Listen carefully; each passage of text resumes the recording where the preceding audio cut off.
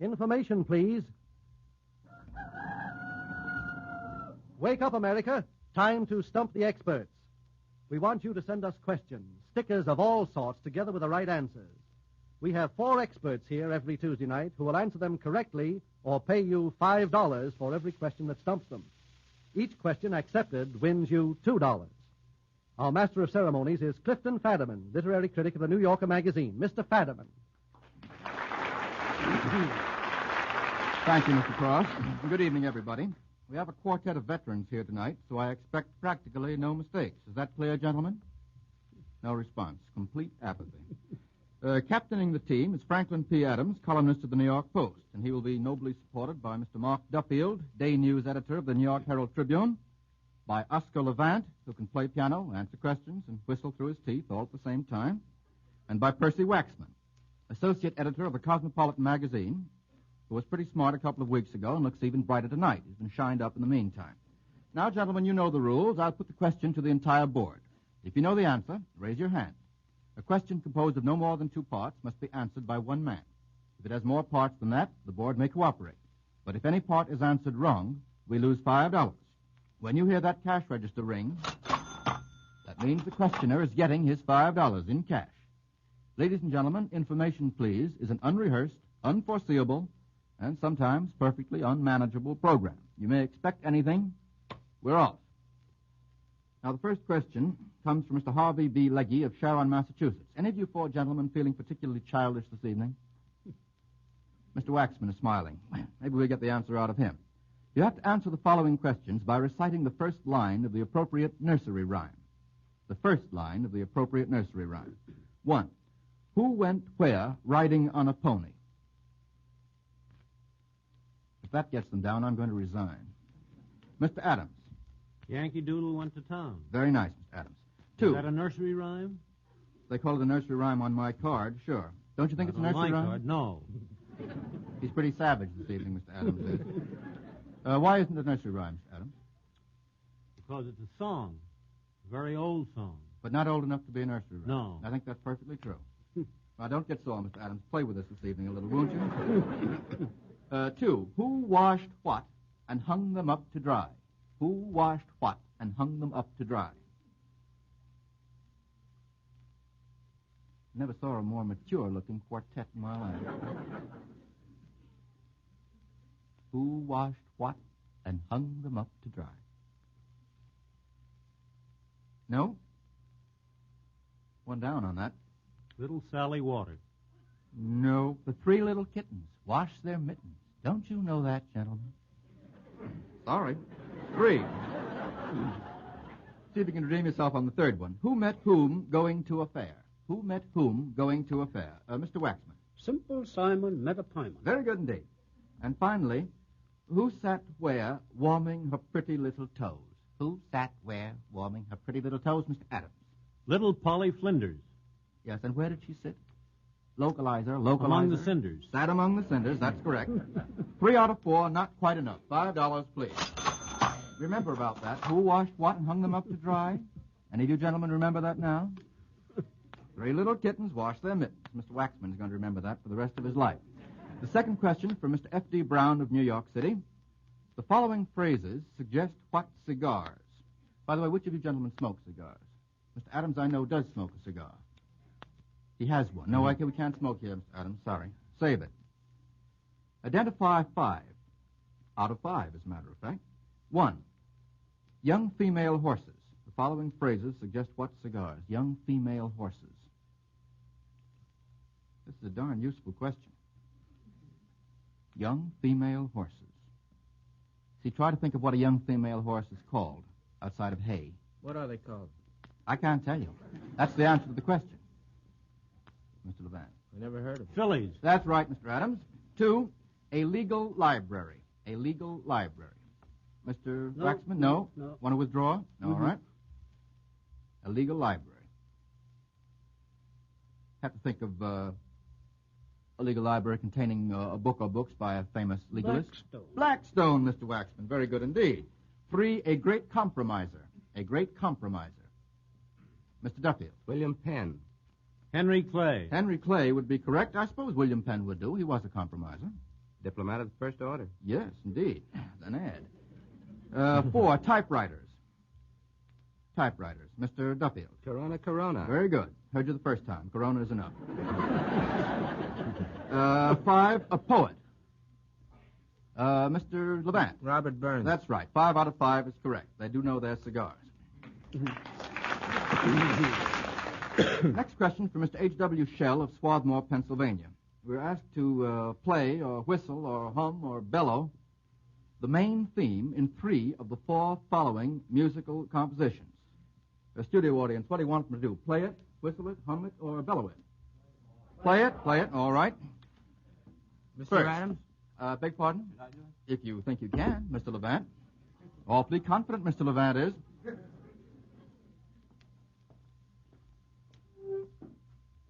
Now, you have to play the main theme in the third movement of César Franck's Symphony in D minor.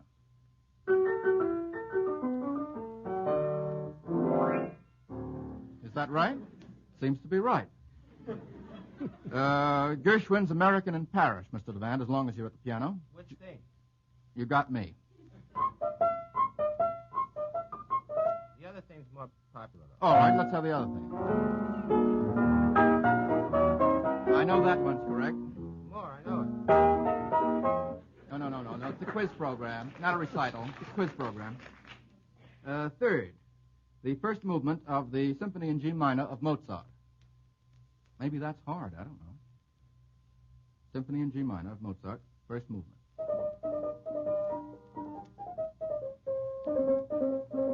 It's very pretty. Is that correct? That's correct. And finally, you want to go on with that, Mr. Levant? He loves this piano. The second movement of Haydn's Clock Symphony. Second movement. Yeah. 1, 2. Second movement. Gee, maybe we got him down. Not a public library. I don't know it. Don't know that one? Second movement of Haydn's Clock Symphony. Well, you got 3 out of 4, so we saved ourselves.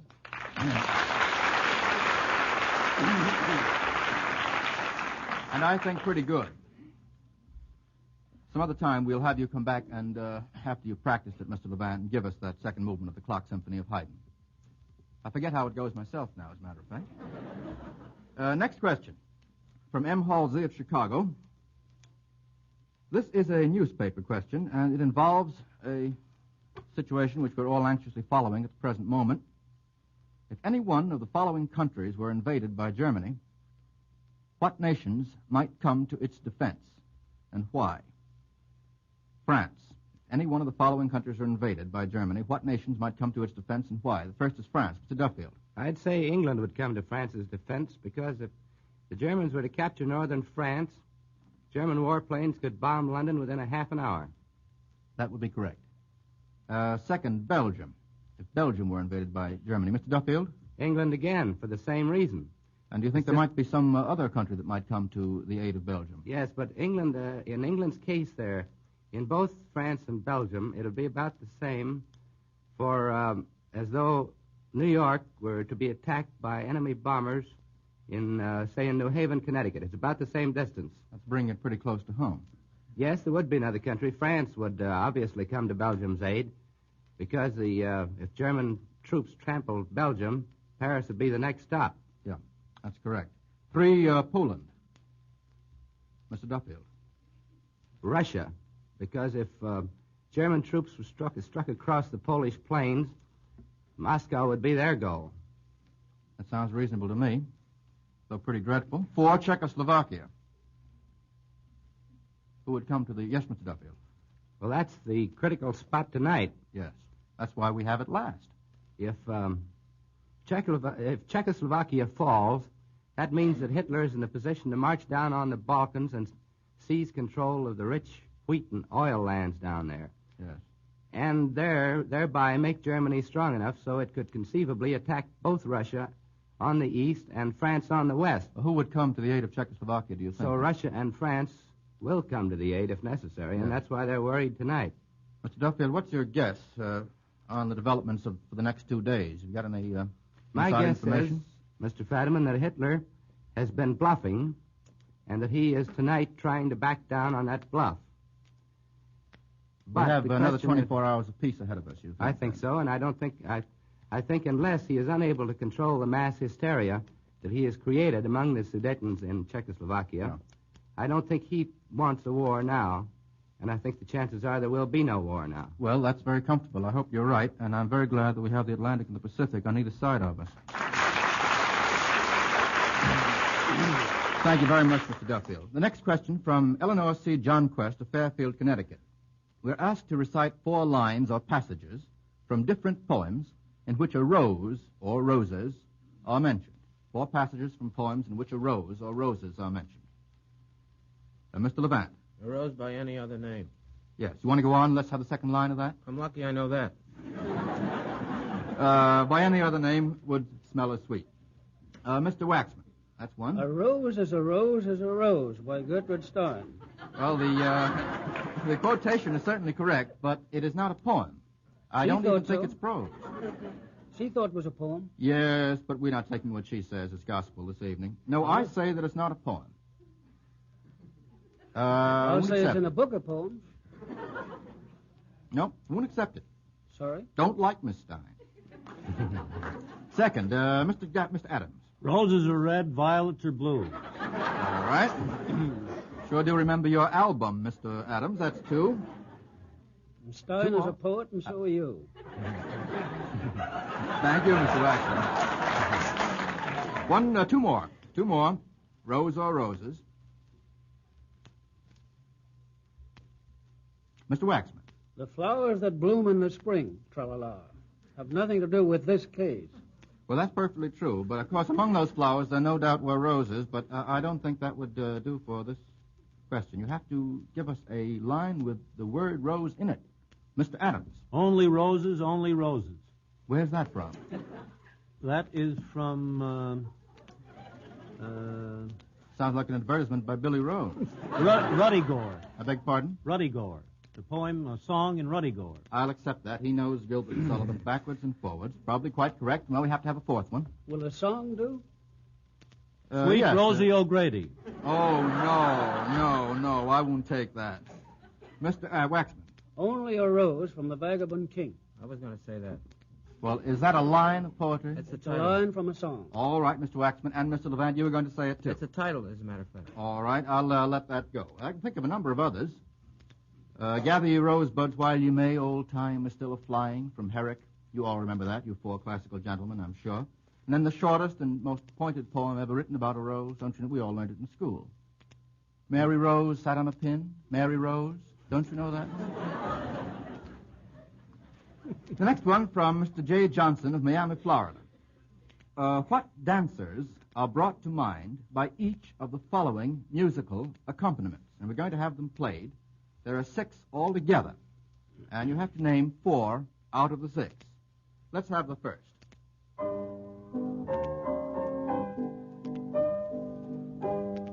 Mr. Levant. Pat Rooney. Pat Rooney, yes. What's the song? Rosie O'Grady. Yes, you had it just a minute ago, Mr. Adams. You just had it in the wrong question, that's all. Let's have the second. Mr. Levant. Pavlova, the Swan. That's right. Who wrote it, Mr. Levant? Sanson. All right, that's correct. That's correct. Third. Gee, I don't think they know that one. Mr. Duffield. The 3 Little Pigs. 3 Little Pigs. That's right. What's the song called? Who's afraid of the big bad wolf? Very good, Mr. Levant. Thank you very much. 4th.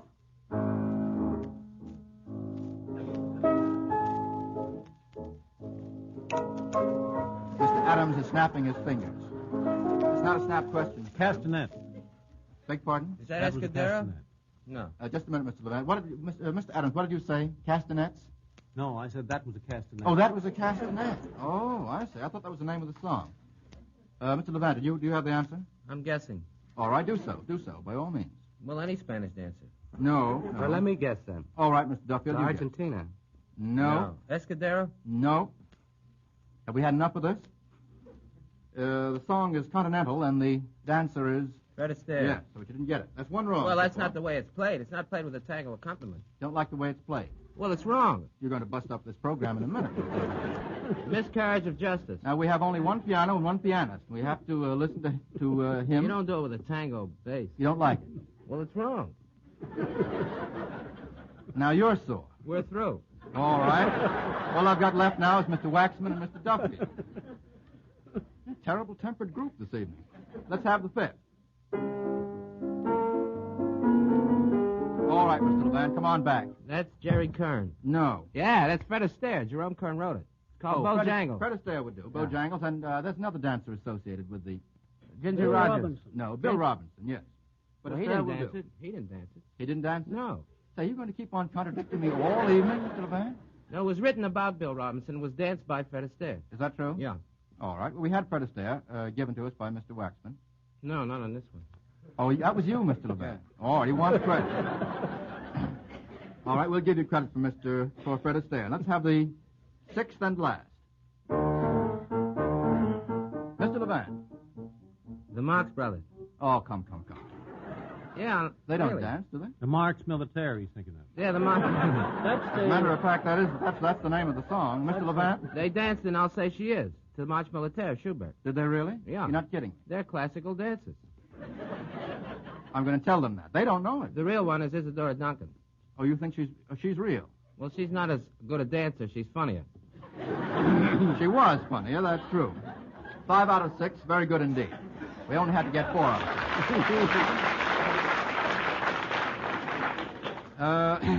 The next question from Delaware, Ohio, from Mr. T.C. Dunham. Name the literary work in which each of the following taverns, that's practically the same as a saloon, gentlemen, in which each of the following taverns played a part.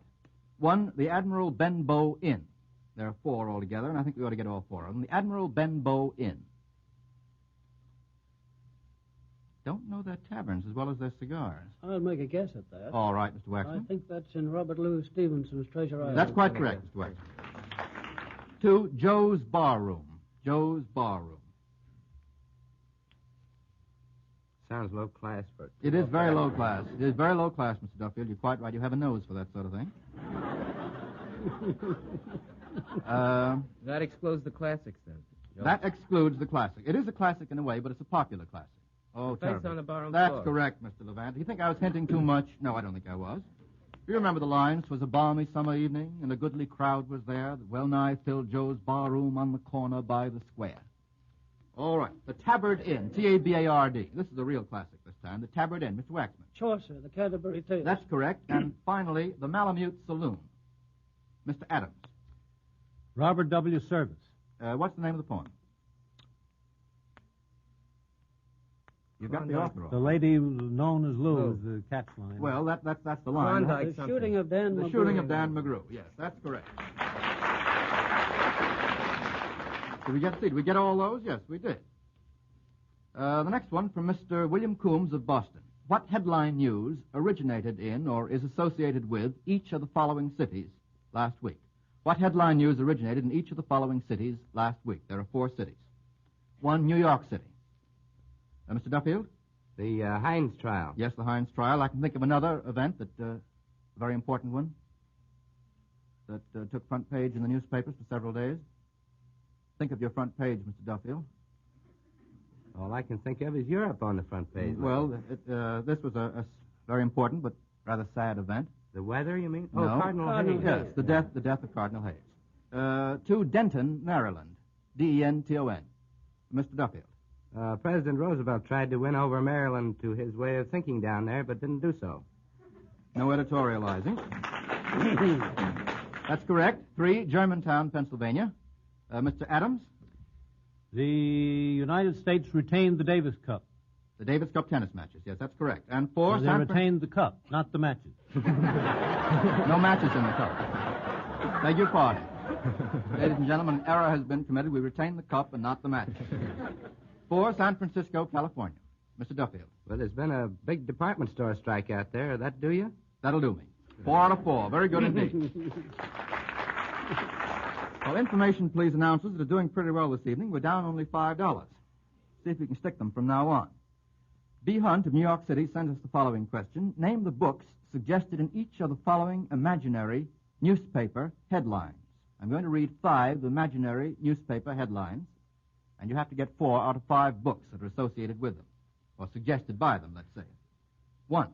Liberal New England newspaper editor bullied by dictator. Volunteers. Mr. Adams. It can't happen here. Very good. 2. Military hero throttles wife in fit of jealousy. Good plot. Othello. Very good, Mr. Levant. 3. British lord helps French nobility escape guillotine. Mr. Duffield. Tale of Two Cities. Who was the British lord who helped the French nobility to escape the guillotine? I was afraid you were going to ask me that the minute I said See, as soon as we get down to brass tacks, not so good. I have to call that wrong. Mr. Levant. That was a moving picture. Leslie right. Howard played the part. All he knows is that Leslie Howard played the part. What's the name of the motion damn picture? clever something. What's the name of it? No. That's right. Funny name. Yep, that's it. You've got it. I know who wrote it, I think. A woman. A woman. Yeah. Is that all you know? I ought to know that. Because it's 1 out of 2. It starts with P, P, doesn't it? I beg pardon? Well, one of the words starts with P. The third Pimpernel. word... Scarlet Pimpernel. Ah, very good. But too late. I wish you said that at the beginning. The 4th one, victim of environment. And by the way, any headline writer who used the word environment in a headline would be fired, wouldn't he, Mr. Duffield? Definitely. He couldn't get it in anyway. No, he couldn't get it in. I wonder what they call environment in newspaperese. Girt. G-I-R-T. G-I-R-T, victim of Girt. Victim of environment murders fiancé in order to marry rich girl. Mr. Levant. American Tragedy. Very good. By whom? Dreiser. By Dreiser. Would you say that was Dreiser's most popular work, Mr. Levant? Most popular book. Would you say that? Most popular work? You mean the best-selling novel he's had? No, I mean the most popular thing he's ever written. On account of the moving picture, yes. No, would be wrong. Mr. On account Adams, of the play. what would you say? Jenny Garrett. No. Sister Carrie. No. The Genius. No. They know all the works anyway. No, the most popular thing Dreiser ever wrote. The Titan. No. Yes, Mr. On the Adams. banks of the Wabash. That's correct. But he That's didn't not write the it. same. He Dreiser. wrote the Brother words. That's wrote Paul the words. Dresser. His brother wrote it. Paul No, he Dresser. wrote the words. He wrote the words, and his brother wrote the music. Isn't that right, Mr. Adams? He wrote the second stanza, I think, and maybe the first. But he wrote the words. He wrote the words, and that certainly is the most popular thing he ever wrote. All right. 5 and last, Harvard student joins noted woodsman in attempt to find new entrance to Pacific.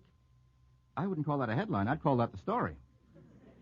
Harvard student joins noted woodsman in attempt to find new entrance to Pacific. Nothing left to the imagination. Not a there. thing. Not a thing.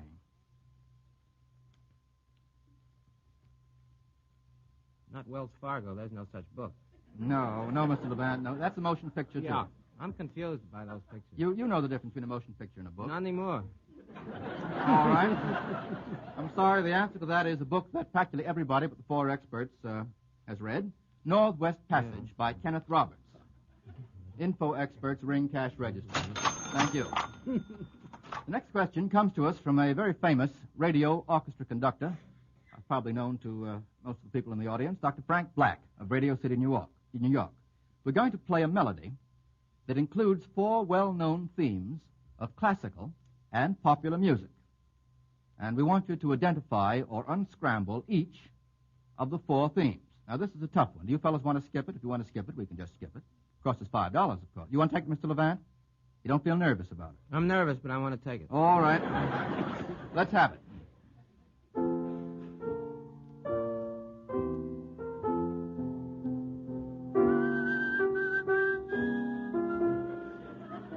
The second movement of the Brahms first. That's one of them.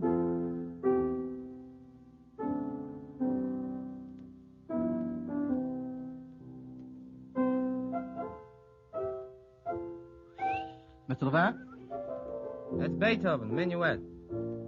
Yes, correct. That's 2. I think this is miraculous. I'm really interested in this. Pretty good.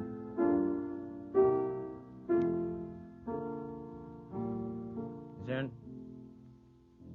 We can do it again. We can do it again for you, Mr. Levant, if you wish. How many did I miss? Well, you've got to get 4 of them. You see, you've got the Brahms, And the First Symphony, Beethoven. second movement, and you've got the Minuet in G of Beethoven. Yeah. You want to have it played again? Yeah. You like to listen to it. All right?